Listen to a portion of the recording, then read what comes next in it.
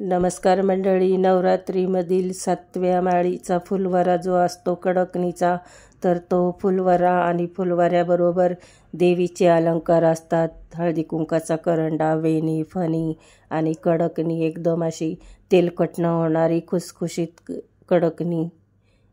तर आजच्या रेसिपीमध्ये संपूर्ण असा 7व्या माळीचा फुलवारा दाखवलेला आहे. व्हिडिओ आवडल्यास लाईक करणे, सबस्क्राईब करणे, बेल आयकनला प्रेस करणे. तर इथं आहे ना 1 किलो मैदा घेतला मी.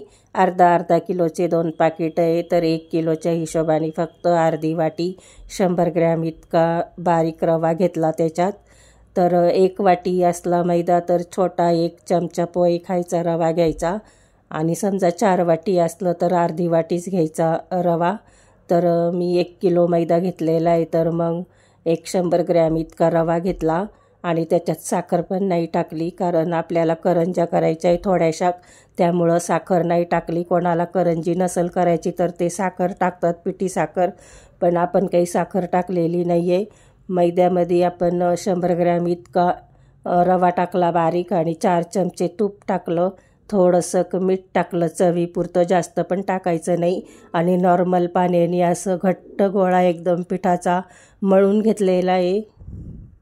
जसं आपण पुरीला पीठ मळतो एकदम त्याच पद्धतीने एकदम घट्ट गोळा असा उंडा पिठाचा मळून घेतला. आणि एक 10-15 मिनटं त्याला झाकून ठेवते भिजायसाठी. तोपर्यंत मी भाकूर पण तयार करून घेतला, पण त्याचा काही व्हिडिओ काढलेला नाही आहे मी.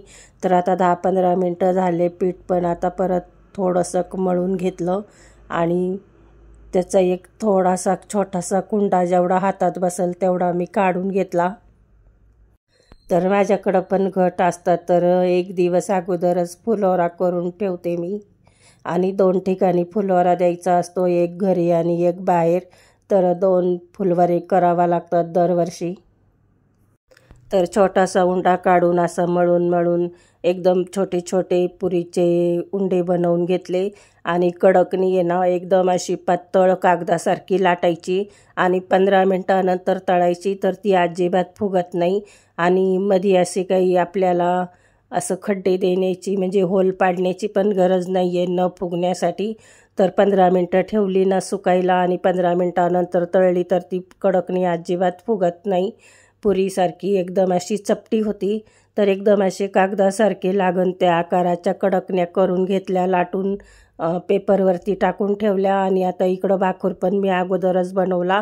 तर रवा आहे ना तुपामध्ये चांगला असा छान भाजून घेतला. थोडा भाजून झाल्यावर त्यात खोबऱ्याचा खीस टाकून परत 5 मिनटं भाजून घेतला.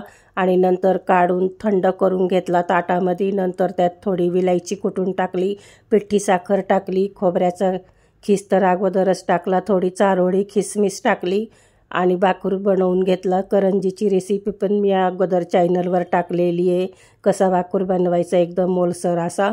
तर पुरी लाटून घेतली आणि त्याची करंजी पण अशी भरून घेतली. आपला व्हिडिओ मोठा होईल ना म्हणून अजून भरपूर काही दाखवायचं आहे, त्यामुळं भाकूर मी दाखवलेला नाही आहे. तर अशी आपली करंजी पण तयार झाली. आणि आता एक गोळा घेतला मी. वेणी बनवायची आपल्याला देवीचे जे जे काही अलंकार असतात ना ते पूर्ण पिठाने, मैद्याच्या पिठाने, ह्याच फुलवाऱ्याच्या पिठाने आपल्याला बनवायचे. आणि तळून मग ते नाड्यामध्ये ओवून बांधायचे, किंवा दोरा असला तरी चालतो. तर एक बारीक उंडा घेऊन असा लांबसर वळवून घेतला मी त्याला. आणि मधला सेंटर काढून मध्ये मी एक पदर मध्यभागी चिटकवला. थोडासा पाण्याचा हात लावून घेते चिटकवण्यासाठी. आणि आता खाली जे 3 पदर आहे तर 2 पदर जोडलेले, तर ते मधनं कापून घेते कटरनी. तर 3 पदर आता आपले सुट्टे झाले. जशी आपण केसाची वेणी घालतो ना एकदम तशीच वेणी आपल्याला घालायची, म्हणजे देवीची वेणी तयार करायची आपल्याला. तर असे पेढे घालून घ्यायचे वेणीचे. एकदम आपण जशी वेणी करतो ना तसंच वेणी असते ती देवीची वेणी, म्हणून करावा लागते दरवेळेस. अजून भरपूर काही करावं लागतं. तर आता हे थोडं वरचं पाणी लावून मी चिटकवलं होतं ना, ते ओलसर झालं म्हणून त्याला सुक्कं पीठ लावून घेतलं. तर अशी वेणी तयार झाली आपली. तर अजून एक वेणी मी तयार करून घेतली. 2 ठिकाणी फुलवारे असतात ना, एक घरी आणि एक भावाच्या घरी फुलवारा द्यायचा असतो. तर 2 करावा लागत्या प्रत्येक जिन्नस मला. आणि नागिनीचं पानाचं पण महत्त्व असतं का की नागिनीच्या पानाची माळ असती ना देवीला, तर नागिनीचं पान पण करावं लागतं आणि त्याच्यावरच देवी बसलेली असती, त्यामुळं नागिनीच्या पानाला खूप महत्त्व असतं. तर अशी मोठी थोडीशी जाडसर पोळी लाटून घेतली, एकदम कागदासारखी नाही केली, कडकणीसारखी थोडी जाडसर केली का की ती लगेच ववताना तुटतं पातळ केल्यामुळं, त्याच्यामुळं आहे ना थोडं जाडसर पोळी चपातीसारखी लाटून घेतली आणि नागिनीचं पान त्याच्यावरती ठेवून बरोबर त्या आकाराचं कटरनी कापून घेतलं. तर ते जे नागिनीच्या पानावर रेघा असतात ना, त्या रेघासुद्धा त्याच्यावर उठतात. तर असं सेम पूर्ण नागिनीचं पान आपलं तयार झालं. आता मी आणखीन एक जाडसर पोळी लाटून घेतली फणी बनवण्यासाठी आणि त्याला कटरनी फणीचा आकार देते. तर असे बाजूनी दोन काढले आणि थोडा आडवा भाग केला का की फणीला थोडा असा आडवा भाग असतो म्हणून. आणि चाकूनी काय केलं, वरती फक्त अशा बारीक बारीक चिरा दिल्या, एकदम खालीपर्यंत नाही दिल्या, एकदम आरपार दिले तर त्याचे तुकडे होतील म्हणून वरच्या बाजूने असे आल्लाद दोन्ही कडेने अशा चिरा दिल्या. तर पूर्ण आपली जशी फणी असती तशीच आपली फणी पण तयार झाली, म्हणजे तळताना ती तुटणार नाही अशी फणी बनवली. आणि गोलपुरी पण असती, जशी आपण करंजी कशी आडवी करतो तर तशी करंजी अशी गोलपुरीची असती, 2 पुऱ्या ठेवून करंजी असती गोल. तर ती पण एक करून घेतली, 2 पुऱ्या लाटून घेतल्या आणि भाकूर ठेवून साईडनी थोडंसं पाण्याचं बोट लावलं आणि कटरनी त्याला आकार देऊन घेतला. तर अशा गोल पण आकाराच्या करंज्या असतात, 2चा घस 5चा घस असा घटाला बांधावा लागतो. तर आपल्या ह्या गोल करंज्यासुद्धा तयार झाल्यात. तर आपला फुलवरा बराच तयार झाला आणि हे हळदी कुंकाचे करंडे पण केले, म्हणजे 2 गोळे केले, त्याला मधनं असे होल पाडले आणि त्याच्यात थोडं हळद आणि कुंकू टाकलं आणि वरनं असे त्याला पिठाचे झाकणं बनवले आणि चिटकवले का की ते तेलामध्ये तळताना हळदी कुंकू उतरू नाही म्हणून असे करंडे बनवले.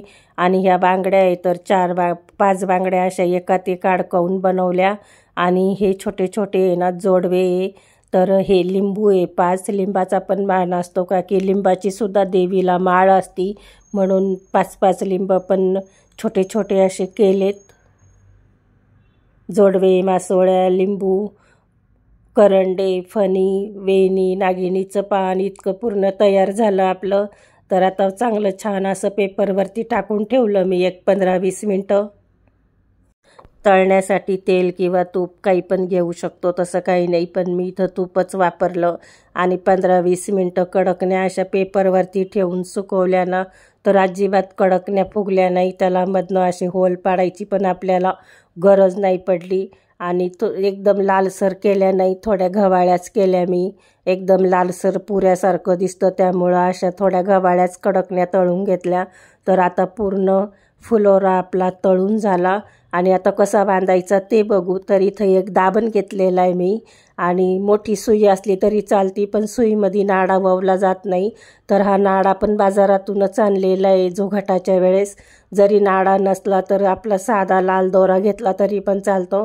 तर दाबणला नाडा ववून घेतला आणि एकदम मध्यभागी नाही ववलं मी कडकनी, थोडी किनारीच्या खाली ववून घेतलं का की ते तुटलं तरी पण म्हणजे म्हणजे असं नाडा काही निघत नाही त्याच्यातनं आणि तुटणार नाही. थोडं किनारीच्या खालनं घेतलं मी आणि असं 5 कडकणीचा घस तयार करून घेतला.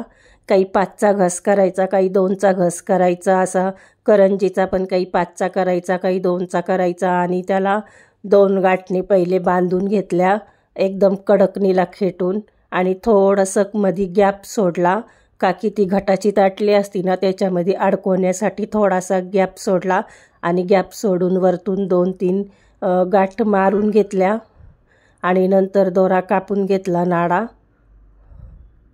जेणेकरून मध्ये थोडासा गॅप राहिला तर मग ते खिळ्याला अडकवता येईल त्या हुकाला ताटलीच्या घटाच्या. तर असं अडकवायचं असतं. तर आपले कडकणीचे घस तर तयार झालेले आता पूर्ण.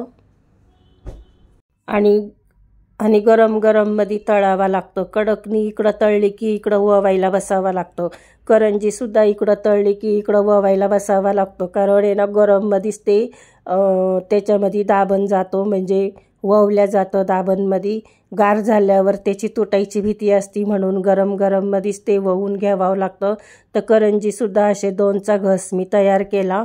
तर असं गरम गरममध्ये ववून घेतलं. आणि ही जी आपण वेणी केली होती, नागिनीचं पान केलं होतं, बांगड्या, जोडवे, करंडे, लिंबू, फणी, हे असं सगळं मी एकत्रच बांधून घेतलं एका ह्याच्यामध्ये. हे सुद्धा असं गरम गरम तळलं की इकडं ववायला बसावं लागतं. आणि आता 2 ठिकाणचे फुलवरे तयार झाले. खरंच तुम्हाला फुलवरेची रेसिपी आवडली असेल तर लाईक करा, सबस्क्राईब करा, बेल आयकनला प्रेस करा.